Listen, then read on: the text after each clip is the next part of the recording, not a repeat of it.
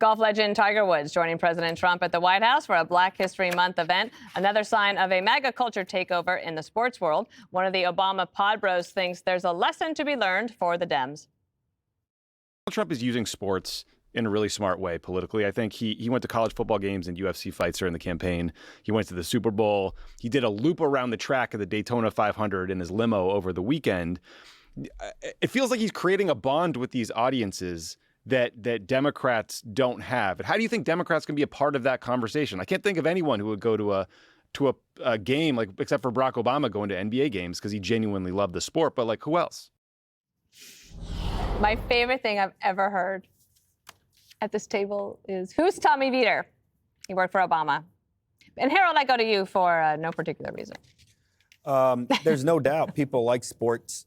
President Obama played sports. He connected with with people on that. President Bush, your old boss, took a loop around the Daytona there as well with the France family agreeing to it. I think this is anybody that sees that. I don't know who that guy is, but if he didn't realize that sports and politics go hand in hand, where's he been?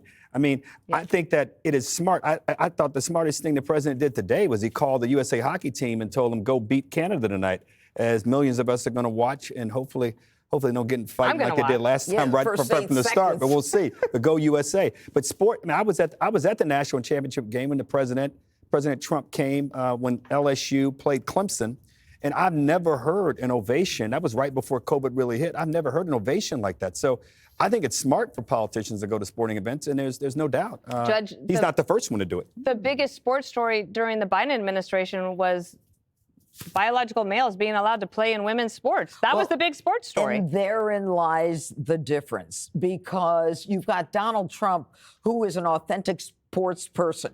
He's always gone to games and to fights and to matches and to races. I mean, I've done it with him over the years. I mean, this is what he does.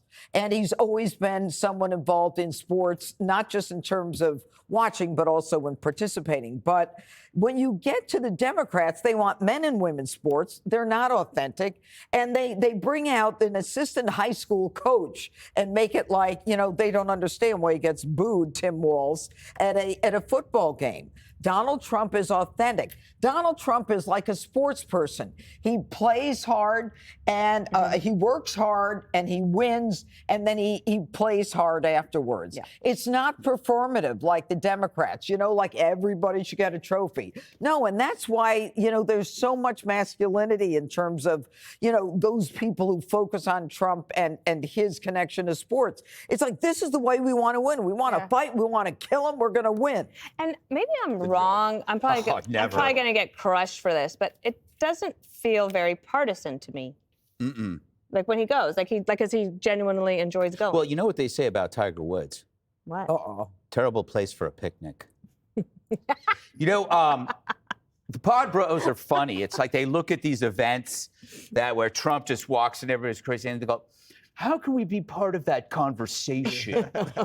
We should go to sporting events. It's like a big, fat, jobless sack of whatever walking down the street, looks over at a dog park and sees all these beautiful women walking their dogs. Says, that's the ticket. I'll get a dog. I'll get the ladies then. That's how I'll be part of the conversation. No. See, the people get him. He gets the people. The pod bros, they don't get them, and they don't get you. So it can never happen. I mean, what would be the corollary for Democrat leaders to find crowds that they can relate to? The Lilith Fair? I don't think that exists anymore. A protest, a Planned Parenthood, parking lot. The Democratic Party is deliberately fractured. They put people into boxes, so it's really hard to find them all in one spot. Jesse. I was just thinking about Greg and, like watching Mayor Pete try to go to a football game. Yeah. Like he just doesn't belong at a football game. Or Liz Warren trying to go to a basketball game. Yeah, they can't even go to a pickleball. I look at people, when I see people, first thing I look at, if I look at a guy, is he an athlete? And you're either an athlete or you're not an athlete. That's just how I Good for you. Look around. Yeah, You're not judgmental at all. He beat up the guy who's not an athlete? No, Greg, I'll leave you alone.